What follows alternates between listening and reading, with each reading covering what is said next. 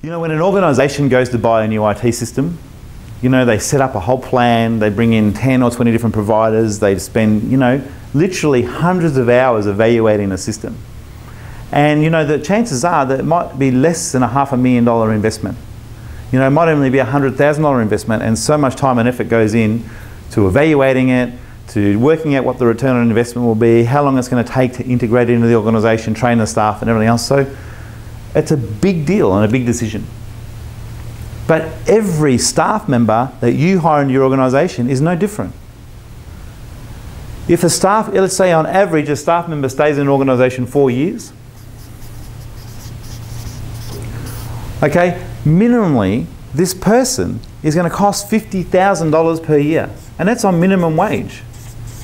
Because you have all these expenses. We have the direct wage. Okay, then we have, you know, all the on-costs like super, work cover, payroll tax. You know, then they've got to be put somewhere in an office, or they've got to be given some sort of facilities. They've got to be given training, so it takes someone's time out. They've also got to be mentored by someone. They're going to go through periods where they make mistakes as they're learning, so that costs money. And this goes on and on and on. And so even on minimum wage, over a 4-year period, it's a $200,000 investment. And if you're going to buy a computer system, if you're going to go and buy an investment property, it's like, you know, it's no different. I invest in this staff member, or my company invests in this staff member, there's going to be a $200,000 a year investment, a $200,000 investment minimally over the 4 years. And so it makes sense to spend some time on assessing, is this $200,000 going to be worth it? What ROI should I get? What should be my return on an investment? Most organisations, they want a 15% minimally return on investment. So if we work this out per annum and compound it, it actually becomes quite a return. But how do we know before we hire someone what the potential return on investment is going to be?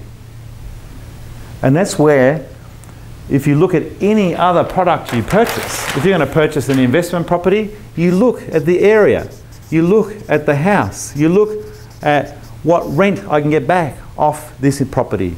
You look at what the capital appreciation could be over the next 5 years based on what's happening in the area right now, and also based on what the area's done over the past 5 or 10 years.